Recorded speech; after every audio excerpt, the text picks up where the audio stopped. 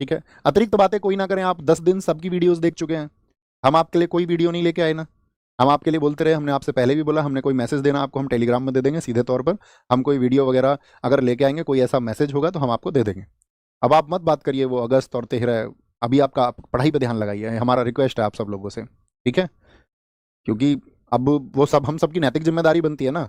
अब आपका पड़ोसी आपको बताए कि भैया लड़ना अच्छी बात नहीं है, एक दूसरे पर गुस्सा करना अच्छी बात नहीं है, एक दूसरे पर लांछन लगाना अच्छी बात नहीं है, एक दूसरे पर अपशब्द बोलना अच्छी बात नहीं है। क्या सच में इन चीज़ों को आप नहीं जानते? तो आप कहेंगे जी भैया हम बहुत अच्छे से जानते हैं। तो जानते तो दोस्त हम बहुत कुछ हैं, हम उसका पालन अपनी निजी जिंदगी में करते हैं या नहीं करते हैं बड़ी बात है। तो अध्यापक होते हुए तो हमें पालन करना चाहिए, ठीक है, कि हम किसी के ऊपर लांछन ना लगाएं, हम किसी पर मतलब कीचड़ ना उछालें। और यदि कोई कीचड़ उछालता भी है तो भी हमारे पास ये अच्छा रास्ता होता है कि हम सभ्य तरीके से चीज़ों को पेश करें। हर किसी का एफर्ट लगा है, आप किसी को नेग्लिजिबल नहीं कर सकते। आप ये नहीं बोल सकते कि इस व्यक्ति का एफर्ट नहीं लगा है। अभिनय सर ने इसको आप जानते ही हैं कि कितनी ऊर्जा दी, कैसे लोगों को संगठित किया, और उनकी बदौलत सब लोग संगठित हुए। आप ये नहीं कह सकते हैं कि जी आदित्य सर ने इसके लिए एफर्ट नहीं लगाए। आप अगर बैठ के देखोगे ना, प्रशांत सर और आदित्य सर ने इसके लिए इतना एफर्ट लगाया है, और उसके लिए उन्होंने मतलब जो तैयार किया डेटा, प्रशांत सर का बहुत बड़ा योगदान है। तो मतलब आप, कोई लोग आपसे बोले ना कि नहीं यार तुम ये इनके लिए बोलो, नहीं इनके लिए बोलो, आप बोलो नहीं हम किसी के लिए नहीं बोलेंगे, हमारे गुरुजन हैं और हम उनको बहुत रेस्पेक्ट बोलते हैं। ना हम किसी सर के लिए बोलेंगे, ना हम किसी मैम के लिए बोलेंगे। हमारा काम है सर से अच्छा पढ़ना, और कभी हमारे अधिकारों की लड़ाई के लिए कोई आगे जाता है तो हम उसको पावर देंगे, शक्ति देंगे। वो देनी भी चाहिए, क्योंकि आपसी डिस्प्यूट से बात नहीं बन सकती है दोस्त।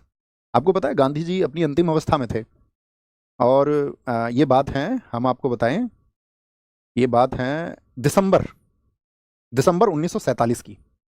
देश आज़ाद हुआ था 15 अगस्त 1947 को, उसके लगभग आप ऐसे समझिए 4 महीने बाद की बात है। तो क्या हुआ था कि दंगे देश में भड़के हुए थे हर जगह, बहुत डिस्प्यूट्स थे सब जगह, हिंदू मुस्लिम, और बहुत सारे लोग शांति और अमन की गुहार लगा रहे थे कि भाई शांति स्थापित होनी चाहिए। तो नेहरू जी को जाना था अजमेर, अजमेर में उनको जाना था। और तो नेहरू जी ने क्या किया, एट ए टाइम पे अजमेर जब उनको जाना था दिसंबर 1947 में, तो अजमेर नहीं गए, उन्होंने अपने सेक्रेटरी को भेज दिया। तो इस बात पर नेहरू जी के इस एक्ट पर नाराज हो गए उनसे वल्लभ भाई पटेल जी। वल्लभ भाई पटेल और नेहरू दोनों ही गांधी जी के परम शिष्य थे। अब जब इस बात पर आपका नाराज हो गए वल्लभ भाई पटेल, उन्होंने कहा कि तुम जितना भी मंत्रिमंडल है ना ये सारा, इन मंत्रियों में आप प्रमुख हैं, लेकिन आप अपनी चीजें बाकी लोगों पर नहीं थोप सकते हैं, आपको जाना चाहिए था वहां अजमेर। उन्होंने कहा यार मैं मतलब मैंने अपना सेक्रेटरी भेज दिया, कौन सी बड़ी बात हो गई, ताकि वहां के लोग नाराज ना हो। तो इस एक छोटी सी बात को लेकर के नेहरू जी और वल्लभ भाई पटेल के बीच में इतने डिस्प्यूट्स हो गए, इतने डिस्प्यूट्स हो गए कि वो एक दूसरे से बात करने तक को तैयार नहीं थे।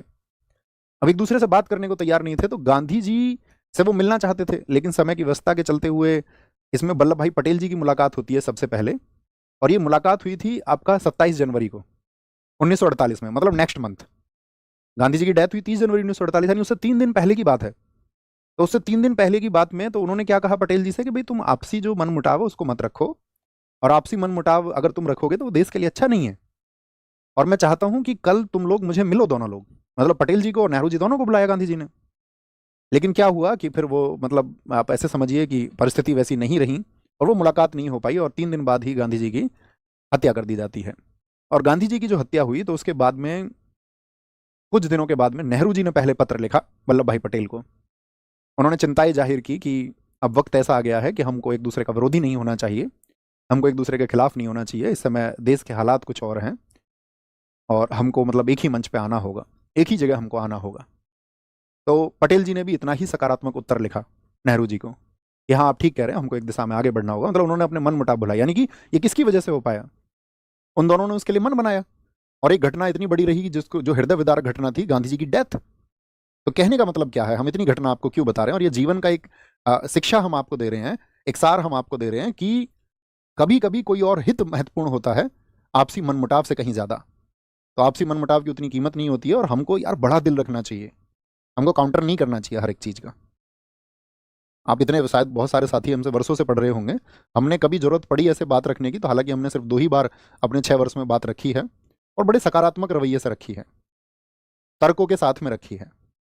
अदरवाइज हम कोई भी कुछ कहता है हम नहीं, हर एक बात का रिप्लाई नहीं करते, हर एक बात का रिप्लाई जरूरी नहीं है। एक दूसरे को नीचा दिखाना बिल्कुल जरूरी नहीं है, और कम से कम अध्यापकों को तो इस मानसिकता से ऊपर आना होगा। और आप लोग भी इसके जिम्मेदार हैं। आप ये बोला करें ना, जब कोई उस तरह से छीटाकसी करे तो आप बोला करें, नहीं मैम, नहीं सर, ये नहीं चाहिए हमको। हमारे जो ऑब्जेक्टिव है, हमारे जो लक्ष्य हैं, वो हमको प्राप्त हैं। आए आगे, समझ पाए मेरी बात को? थम्स अप करके बताइए क्या मैं समझाना चाह रहा हूँ। और ये ऐसा नहीं कि आपके टीचर्स पर एप्लीकेबल होता है, हमारी निजी जिंदगी में भी एप्लीकेबल होता है। और अगर आप चीज़ों को अपनी निजी जिंदगी में नहीं अपना पाओगे तो कोई अर्थ नहीं है। अपनाना ही चाहिए। ये सभी रेस्पेक्टेड लोग हैं, सभी आदरणीय लोग हैं। और क्यों होता है ऐसा, तो हम तो यही उम्मीद कर सकते हैं नहीं होना चाहिए। जैसे हमने आपको बताया ना, पता सबको होता है, बात बस सिर्फ अप्लाई करने की है। ओके।